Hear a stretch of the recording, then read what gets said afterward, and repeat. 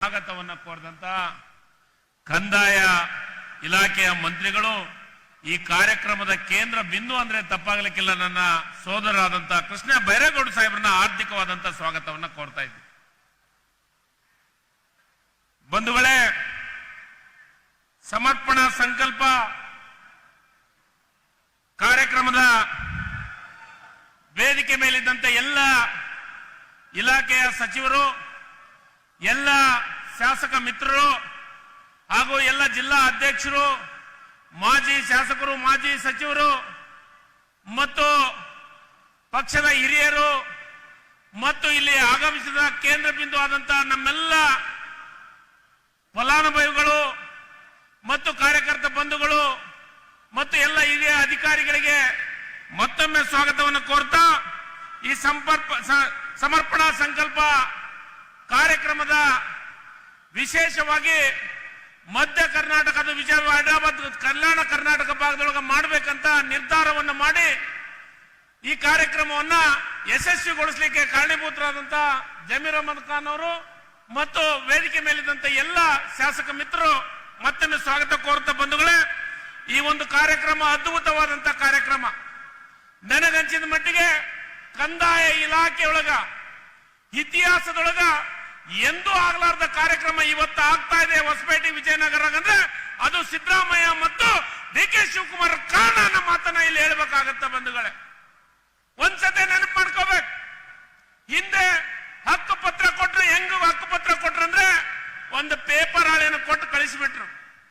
ಆದ್ರೆ ಇವತ್ತ ನಮ್ಮ ಸರ್ಕಾರ ಬೇರೆ ಹಕ್ಕುಪತ್ರ ಜೊತೆಗೆ ನಿಮ್ಮ ಭೂಮಿಯನ್ನ ನಿಮ್ಮ ಹಕ್ಕುಪತ್ರದಲ್ಲಿರುವಂತ ಏನ್ ಮೆಜರ್ಮೆಂಟ್ ಎಷ್ಟಿರ್ತೈತಿ ಅಷ್ಟು ರಿಜಿಸ್ಟರ್ ಆಫೀಸ್ ರಿಜಿಸ್ಟರ್ ಮಾಡುವಂತ ಕೊಡುವಂತ ಕೆಲಸವನ್ನ ಮಾಡಿದ್ರೆ ಅದು ಸನ್ಮಾನ್ಯ ಸಿದ್ದರಾಮಯ್ಯನವರ ಮತ್ತು ಡಿ.ಕೆ. ಶಿವಕುಮಾರ್ ಸರ್ಕಾರನ ಮಾತನ್ನ ಇಲ್ಲಿ ಹೇಳ್ಬೇಕಾಗತ್ತೆ ಬಂಧುಗಳೇ. ನೀವೆಲ್ಲ ವಿಚಾರ ಮಾಡ್ಬೇಕು. ಇವತ್ತ ಕಂದಾಯ ಇಲಾಖೆಯೊಳಗೆ ಅದು ವಿಶೇಷವಾಗಿ ತಹಸೀಲ್ದಾರ್ ಆಫೀಸ್ಗೆ ಅಲಿದಾಡ್ತಾ ಇದ್ರು.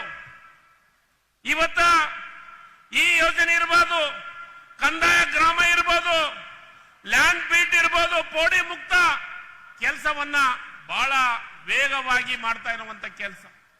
ಕೆಲವೊಂದಿಷ್ಟು ಜನರು ಮಾತಾಡ್ತಾ ಇದ್ದಾರೆ, ಈ ಸರ್ಕಾರ ಇನ್ನು ಏನು ಸಾರ್ವಜನಿಕವಾಗಿ ಕೆಲಸ ಮಾಡ್ತಾ ಇಲ್ಲ, ಬಡವರ ಕೆಲಸ ಮಾಡ್ತಾ ಇಲ್ಲ ಅಂತಂದು. ನಾನು ಇವತ್ತು ಹೇಳ್ತೀನಿ, ಯಾರ್ಯಾರು ಮಾತಾಡ್ತಾ ಇದ್ದಾರೆ ಇವತ್ತು ವಿಜಯನಗರಕ್ಕೆ ಬಂದು ನೋಡಿ, ಜನರು ನೋಡಿದ್ರೆ ನಿಮಗೆ ಗೊತ್ತಾಗತ್ತ ಸರ್ಕಾರ ಯಾವ ರೀತಿ ಕೆಲಸ ಮಾಡುತ್ತ ಅನ್ನೋದನ್ನ ನೀವು ಒಂದ್ಸತಿ ಅರ್ಥ ಮಾಡ್ಕೋಬೇಕಾಗತ್ತ ಬಂಧುಗಳೇ.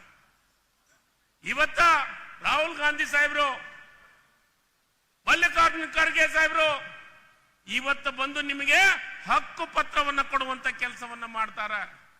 ನಾನು ಹೇಳಿದೆ, ಬೇರೆ ಹಕ್ಕು ಪತ್ರ ಸಾಲದು, ನಿಮಗೆ ಹಕ್ಕಿನ ಜೊತೆಗೆ ರಿಜಿಸ್ಟರ್ ಮಾಡಿಸುವಂತ ಕೆಲಸವನ್ನ ಮಾಡುವಂತದ್ದನ್ನು. ಅದರ ಜೊತೆಗೆ ಇವತ್ತ ಯಾರು ಚುನಾವಣೆ ಪೂರ್ವದೊಳಗ ಈ 2 ವರ್ಷದಿಂದ ವೇದಿಕೆ ಮೇಲಿದ್ದಂತ ಎಲ್ಲ ಶಾಸಕ ಮಿತ್ರರು ಎಲ್ಲರೂ ನಾವು ನಿಮಗೆ ಹಳ್ಳಿಯೊಳಗ ಪ್ರತಿಯೊಂದು ಗ್ರಾಮದೊಳಗ ಪ್ರತಿಯೊಂದು ವಾರ್ಡ್ನೊಳಗ ಭಾಷಣ ಮಾಡಿ ಬಂದಿದ್ವಿ.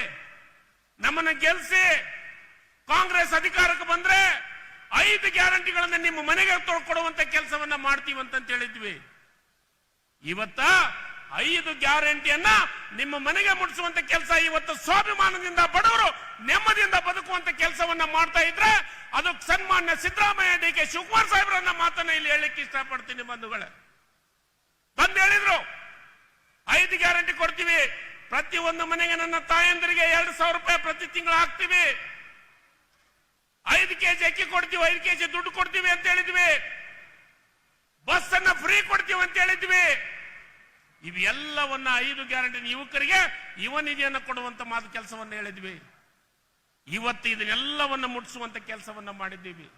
ಅವಾಗ ಬಹಳಷ್ಟು ಮಂದಿ ಹೇಳಿದ್ರು ಸರ್ಕಾರ ದಿವಾಳಿ ಆಗಿಬಿಟ್ಟಿದೆ, ಇವೆಲ್ಲ ಗ್ಯಾರಂಟಿ ಕೊಡೋದ್ರಿಂದ ಯಾವ ಅಭಿವೃದ್ಧಿ ಕೆಲಸ ಆಗಲ್ಲ, ಬಡವರಿಗೆ ಏನು ದುಡ್ಡು ಮುಟ್ಸಾಗಲ್ಲ, ಸುಳ್ಳು ಹೇಳ್ತಾರೆ ಅಂತಂದು. ಆದ್ರೆ ಇವತ್ತು ಅಭಿವೃದ್ಧಿಯ ಜೊತೆಗೆ ನಿಮ್ಮ ಮನೆಗೆ ದುಡ್ಡು ಮುಟ್ಟಿಸುವಂತ ಕೆಲಸವನ್ನ ಆ ಮಾತು ಕೊಟ್ಟಂತೆ ನುಡಿದಂತೆ ಏನಾದ್ರೂ ನಡೆದಿದ್ರೆ ಅದು ಕಾಂಗ್ರೆಸ್ ಪಕ್ಷದ ಸನ್ಮಾನ್ಯ ಸಿದ್ದರಾಮಯ್ಯನವರ ಸರ್ಕಾರ, ಡಿ.ಕೆ. ಶಿವಕುಮಾರ್ ಸರ್ಕಾರ ಅನ್ನೋ ಮಾತನ್ನ ಇಲ್ಲಿ ಹೇಳ್ಬೇಕಾಗತ್ತ ಬಂಧುಗಳೇ. ಇವತ್ತು ಇಷ್ಟು ಜನರು ಯಾಕೆ ಬಂದಿದ್ರಿ ಅಂದ್ರೆ ಪ್ರೀತಿ ವಿಶ್ವಾಸದ ಮಾತನ್ನ ನಾಡ್ಲಿಕ್ಕೆ ಬಂದಿದ್ದೀರಿ. 2 ವರ್ಷದ ಯೋಜನೆಗಳನ್ನ ಮಾಡಿದ್ದೀರಿ.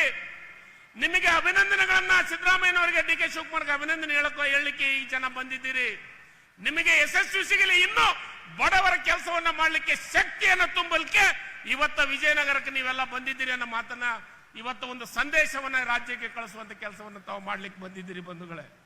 ಅದಕ್ಕೆ ಇವತ್ತು ನೀವೆಲ್ಲವನ್ನ ಬರುದು, ಇವತ್ತು ಬಂದು ನಮಗೆ ಶಕ್ತಿಯನ್ನು ತುಂಬುವಂತ ಕೆಲಸ, ನಮಗೆ ಸಹಾಯ ಮಾಡುವಂತ ಕೆಲಸವನ್ನು ಮಾಡಲಿಕ್ಕೆ ನಮ್ಮೆಲ್ಲ ಫಲಾನುಭವಿಗಳು ಇವತ್ತು ಬಂದು ನಮಗೆ ಧೈರ್ಯ ಕೊಡುವಂತ ಕೆಲಸವನ್ನು ಮಾಡಿದ್ರಿ. ನಿಮಗೆ ವಿಶೇಷವಾಗಿ ಅಭಿನಂದನೆಗಳನ್ನು ಸಲ್ಲಿಸಲಿಕ್ಕೆ ಇಷ್ಟಪಡ್ತೀನಿ ಬಂಧುಗಳೇ. ಅದಕ್ಕೆ ಇವತ್ತ ಈ ಸರ್ಕಾರ ಬಡವರ ಪರ, ಈ ಸರ್ಕಾರ ಕಾರ್ಮಿಕರ ಪರ, ಈ ಸರ್ಕಾರ ಏನೋ ತುಳಿತಕ್ಕೊಳಗಾದ್ರಿಗೆ ಈ ಮೇಲೆತ್ತುವಂತ ಕೆಲಸವನ್ನು ಮಾಡುವಂತ ಸರ್ಕಾರ ಇವತ್ತು ನಿಮ್ಮ ಸರ್ಕಾರ ಬಂದಿದೆ ಅನ್ನೋ ಮಾತನ್ನ ಇಲ್ಲಿ ಹೇಳಬೇಕಾಗತ್ತ ಬಂಧುಗಳೇ.